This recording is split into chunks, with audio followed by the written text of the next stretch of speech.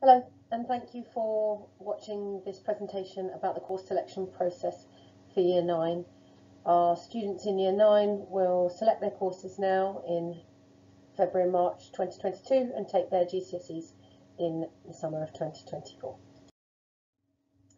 Our aim is that all students follow a broad and balanced curriculum that is exciting and challenging and that will help them to be successful and prepare them for their next phase of education or employment. It's really important to us that we maintain a breadth and a balance of curriculum so that students are able to have as many opportunities afforded to them in their future as possible. Students have all been given the Year 9 course selection booklet, and there is also a copy on the website on the same tab as this presentation will be under the Parents tab, Year 9 course selection. Alongside the booklet there is also some short videos from different subject areas explaining what it's like to study that particular subject, how students will be assessed and what the content coverage is. This is where you can find the tab on the main college website. The timeline for our process of course selection is that students started the process with the course selection event during the day on Wednesday 26th of January, and there was also a parents event on that same evening. If you were unable to come to the parents event, that is not a problem. This is exactly the same presentation as was presented at the parent event. On Thursday the 3rd of March there will be an online parents evening. That's an opportunity for you to meet with your child's teachers to find out how well they're doing in different subject areas and to ensure that you've spoken with their teacher about the possibility of them taking that particular subject as a GCSE. On Friday the 4th of March you will receive an email with a course selection form for you to fill in with your child. Friday the 11th of March will be the deadline for submission of course selection forms. Between the 14th of March and the 8th of April, every student will have an interview with a member of the college leadership team or their year leader to talk through the process that they've been through, why they've made those choices and if those choices are appropriate for them. And after summer half term, all students and parents will receive confirmed courses for Year 10 and 11. Now I'm going to talk you through some of the national changes for the past few years. There's been an increased emphasis on success in English and Maths. In the reformed qualifications, which were first taught in 2015, the government designed courses which were tougher and had a more rigorous curriculum. They also then reformed the grading system at the same time. There used to be a grading system that some of us might have experienced where a grade A or an A star was at the top and a grade E was at the bottom. There's now a numerical grade scale from grade 9 at the top to grade 1 at the bottom. Grade 4 is similar to or equivalent to an old grade C, and grade 7 is similar to or equivalent to an old grade A. Students are expected to achieve as many strong pass grades as possible. That strong pass grade will be a grade 5, which is slightly higher than a C. This is the grade that students will need to achieve to progress on to their next phases of education and then to have really strong qualifications on their CV as they move into the world of work. All students in educational training will need to continue to do GCSEs in English language and maths until they have achieved at least a grade 4 pass, and that's the case up until the student is the age of 19. You may have heard the term English Baccalaureate. The English Baccalaureate is not a qualification for students, it's a performance measure for schools. The government introduced it to ensure that schools were helping students to have the best futures possible by affording them a broad curriculum, and therefore it has led to many more schools offering a greater breadth of curriculum. Our students have always been lucky here that they have had a really broad curriculum all the way through from Year 7 to Year 11, and we continue to maintain that as our aim. The English Baccalaureate includes GCSE pass grade 5 or above in English language and English literature, maths, 2 sciences, modern foreign language and geography or history. Some top universities already require a grade 5 or a grade 6 pass in English Baccalaureate subjects in order to even be considered for an application for that university. There are only 2 universities currently that require students to have a modern foreign language at a grade 6, that is St Andrews and Imperial College, London. The core curriculum at Kingsbridge is made up of a broader range of subjects than just those that are in the English Baccalaureate. Students will study English language to GCSE, English literature to GCSE, GCSE maths, They'll study GCSE science in the form of two pathways. They will study either separate, you might have known that as triple sciences, or combined science. Students don't pick that for themselves. They are selected for triple science based on their performance in science through years 7 to 9. And you will find out that information about which science course your child will be studying as they come towards the end of year 9.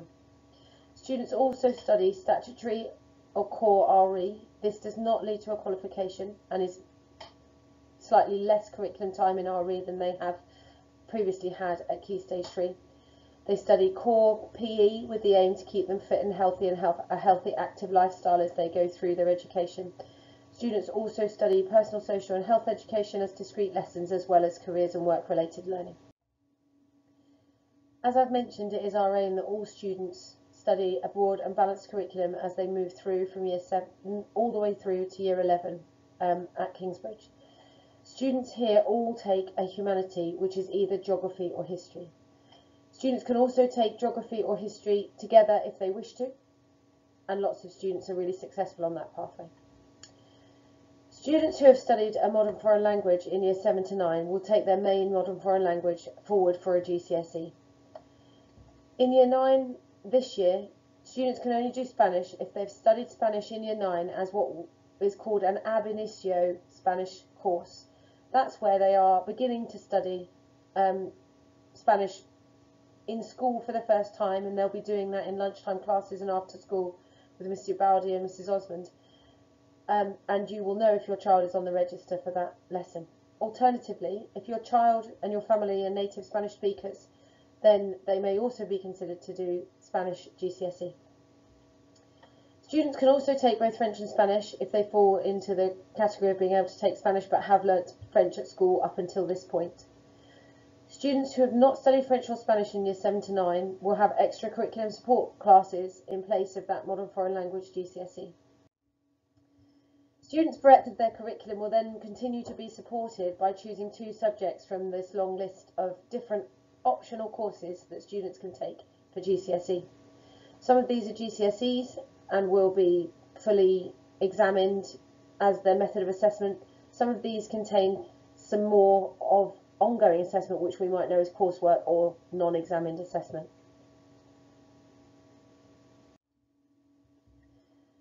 There are some other considerations when students are choosing their curriculum. Students can't take 2 subjects in the same family of subjects. So, for example, students cannot take GCSE PE as well as OCR Cambridge National in Sport Studies. We also advise against taking GCSE Art and GCSE Photography together. This is because there is a large body of coursework associated with both of these qualifications, and in our experience, students often find this large amount of coursework in 2 different subject areas a really heavy workload burden to manage as they go through year 11. Similarly, we don't advise students to take BTEC Digital Information Technology and Computer Science together, because that would represent a very narrow curriculum focusing on very similar subject areas, and we're trying to ensure that students' futures are not disadvantaged by a narrowing of their curriculum. If students are really passionate about taking these 2 combinations of subjects, then we will allow them to select them on their course selection forms, and we'll discuss the possible pros and cons of taking these together when we go through the interview process. Most GCSE courses now are what we call linear. This means that they do not have very much ongoing assessment, and most of them have exams which are taken all at the end of year 11. Some GCSEs may have a small amount of non-examined assessment or coursework, as it was previously called, and this might be a factor that your child wants to consider when they're thinking about the breadth and the selection of the courses at GCSE. Some of the courses that we offer with more internally assessed components, this non-examined assessment, are food and nutrition, art, photography, drama, film studies, music, and then Cambridge National in Creative Eye Media, Cambridge National in Sports Science, and BTEC in Digital Information Technology. Each of those has a different varying percentage of their course which is assessed by internally assessed coursework, and there are more details in the course selection booklet to help you to see what the balance of the coursework and the exam actually is. These courses will benefit students where they are able to be assessed throughout years 10 and 11 and help them to drip feed that assessment through the courses and not have to revise for such an large amount of course content at the end of year 11. The advice that I gave to students about making the right choice is to consider what their next steps are. If students are planning on staying on to do A-levels or to go to university, then English Baccalaureate courses will be important qualifications for them. They also need to think about where they've experienced success, what do they enjoy, and what they think they might be doing in a few years' time. There will be lots of students, however, who are unsure about what their future pathways might hold, and therefore the best advice to them is to choose a broad range of subjects with varying amounts of linear assessed examinations and coursework to help to give them a balance and a spread of workload throughout the 2 years. I've asked students not to choose something because they have heard it is easy or too hard, and to really think about their experience so far in the courses. They need to talk to their friends about their choices, but not choose something just because their friends are choosing it, and definitely not because they like or dislike their current teacher. It's highly unlikely that teachers that they have now will be the same teachers that they have in year 9, 10 and 11, and therefore it's important that they think about the subject and not who's teaching it. I also advise students not to choose something just because it is new. Whilst it's really amazing that we have such a broad offer of new and exciting subjects at Key Stage 4, it's important that students reflect that if they've enjoyed something significantly in their curriculum at Key Stage 3, they should continue to do that, because that's likely to be a subject in which they will be successful. I've asked them to ask questions to find out and to think about making their own choices.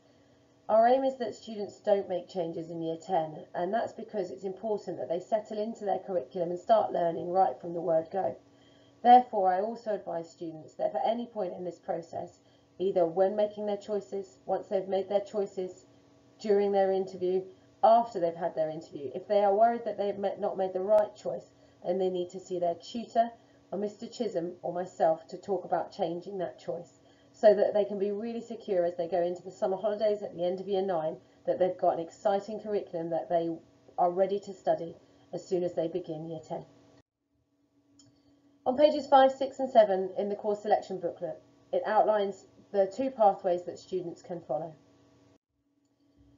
Students who have studied French or Spanish throughout year 9 will receive a blue pathway course selection form. Students who have not studied French or Spanish for all of year 7 to 9 will receive the yellow pathway course selection form. Those students will study 1 fewer GCSE course and have additional lessons in English and Maths. The course selection forms will be sent to parents and carers' email addresses of the Priority 1 contact on Friday the 4th of March, the day after Parents' Evening, which is after February half term. I'm also asking students to select a reserve option. I try very hard to accommodate all of the students' choices within the framework of what is taught in the curriculum and what can be timetabled. However, there are occasions when it's not possible to do this. It might be the case that too few students select a course to make a class that would be viable to teach in that particular course. Or, alternatively, we have some courses with limited numbers, and sometimes too many students choose the subject for the number of teachers we have to teach the groups. In both of those situations, I would let students know that they needed to consider their reserve choice, and I would check with them before placing them onto that course that they would still be happy with their reserve choice. When students are choosing their reserve choice, they really do need to consider that as a GCSE that they may well be studying through years 10 and 11. We have some courses that have limited numbers. Those courses are photography, business studies and computer science. Students need to show that they are really motivated to be studying these courses or courses that are similar to these, and therefore it's really important that as we go through this process, their attitude to learning and lessons is the best it can possibly be, showing that they are motivated to think about their next steps and to really get involved with the really important curriculum that's being taught now that will take them through into years 10 and 11 if they're then selected to go on to those courses. My final advice to students was to think carefully, to talk to people who know and listen to them, but not be overly influenced by positive or negative experience that people might have had in the past. And if they have any problems, to let their tutor, Mr. Chisholm or Mrs. James, know straight away.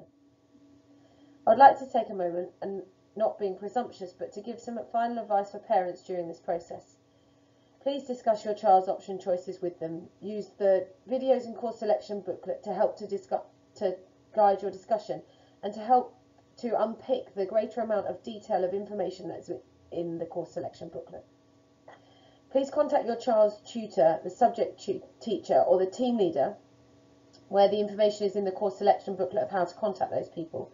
If you have any questions specifically about subject content or courses, they will be able to advise you or to pass your query on. And this is especially important if you can't get a parents' evening appointment this time round. Parents' evening information will be sent out in the final week before half term, and you'll be able to book appointments then. As I've said before, we try very hard to meet the selection choices of all students, and it's an open option process. They're not grouped into blocks. Out of that broad range of subjects, students can choose two that really meet their curriculum need, but it's not always possible for me to make that available to them on a timetable. I will let students know as soon as I possibly can if there are any particular issues with combinations of subjects, and then help to guide them in making their final choices. Thank you very much.